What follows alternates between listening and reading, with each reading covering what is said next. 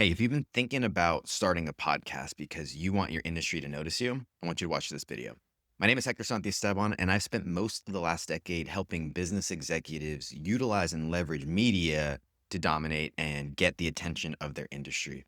And I see a lot of business owners, especially business owners who have been working in the industry for sometimes decades, they get really upset because new people come onto the scene, new people with maybe a tenth of the experience that they have come out and start getting clients or getting new contracts or become sort of the buzz of the industry.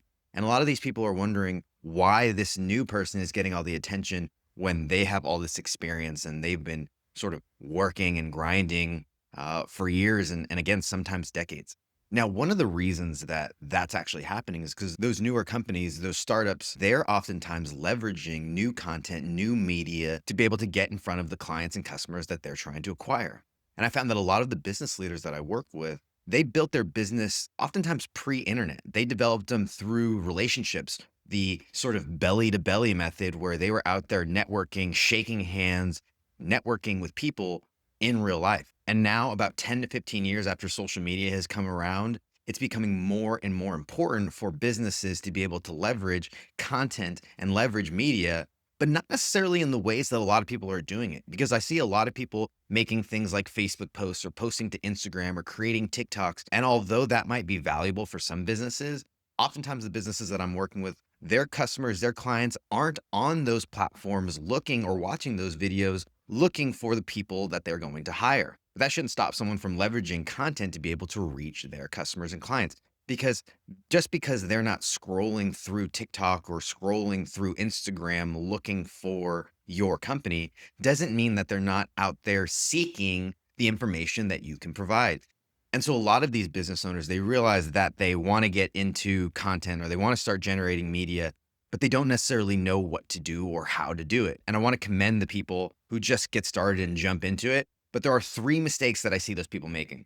The first is they're not developing the right sort of relationships, or if they have those relationships, they're not highlighting the relationships and the people that they're currently connected with. The second thing is that they're oftentimes not demonstrating their expertise in the right way. And the third thing is that they're not positioning themselves the right way. And so let's go through each of those and break down what I mean. So the first part is relationships. What's great about content, and specifically, we like to leverage podcasts as the medium through which we develop this content, we develop this media for a lot of reasons. But one of them is that it allows you to be able to invite somebody on. It allows you to be able to provide a platform for somebody, for them to be able to get marketing, for them to be able to get awareness. And so it's a win-win situation for you and for your guest. Oftentimes when you're trying to get a sales call or when you're trying to get a connection call or you're just trying to grab coffee or just catch up or connect, that's a very one directional relationship. But when you can bring somebody on, it also benefits them and the listeners, the viewers, the watchers, they get to see that you're connected with these incredible, these amazing people. And so you oftentimes can highlight the relationships that you've been able to develop over those years.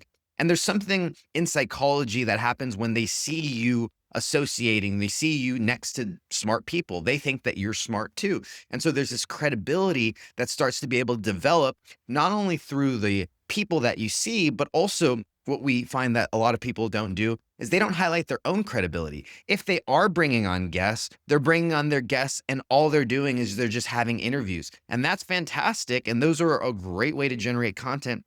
The problem is that once again, that what we call sales equity, which I've talked about in previous videos, only goes to the guest. And so I want to encourage all the people who are starting. I want to encourage all the people who are creating content to not only just have interviews, but also to share your expertise. Maybe that is in through a conversation with somebody else.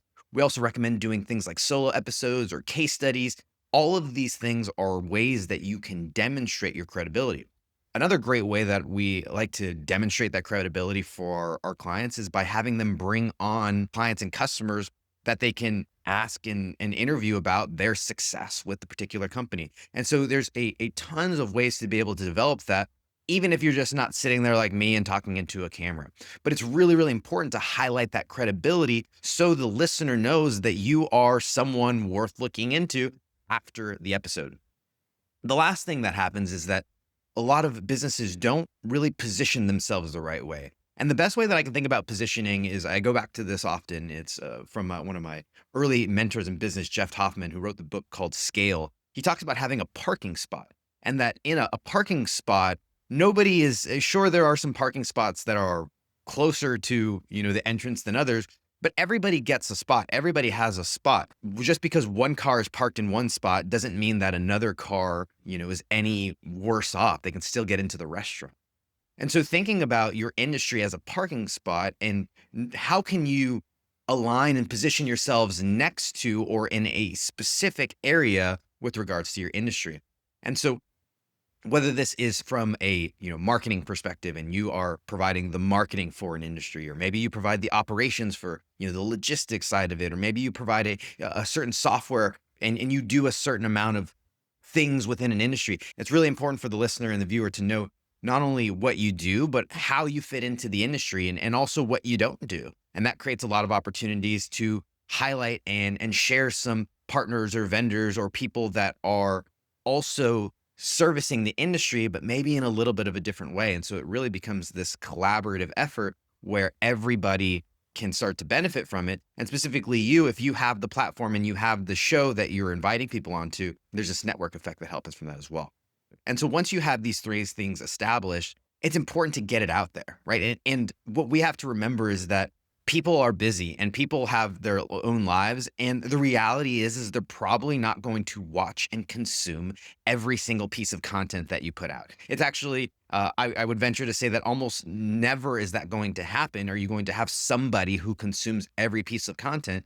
Some people might catch a little clip. They might watch, the video here for a few minutes. They might catch your LinkedIn post. They might subscribe to your newsletter.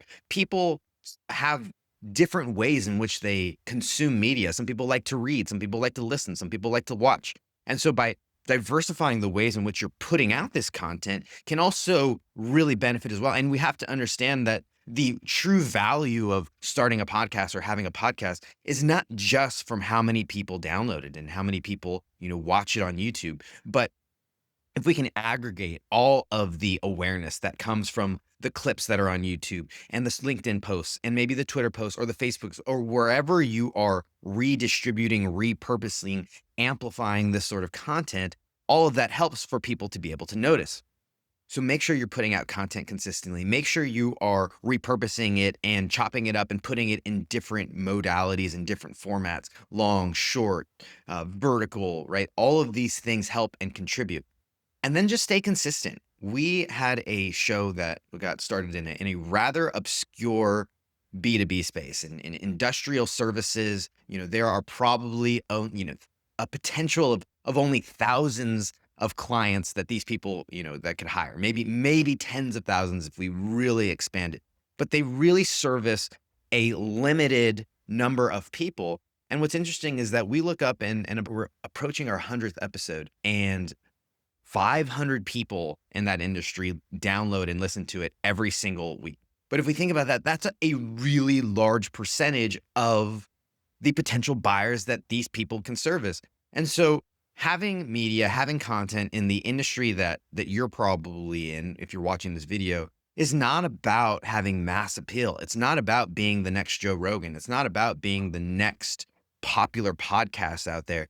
It's about getting your industry to notice that you do something and that you probably do it really well. And if they can put those two together, when they are ready to bring someone on, you're going to be top of mind. And I think that that's one of the biggest values of creating content, of having something like a podcast that can come out regularly, is that you are top of mind. When they're trying to figure out the problem that you solve, they already know who solves it and they already have a relationship built with you, even if that relationship is one directional. So make sure your positioning is clear.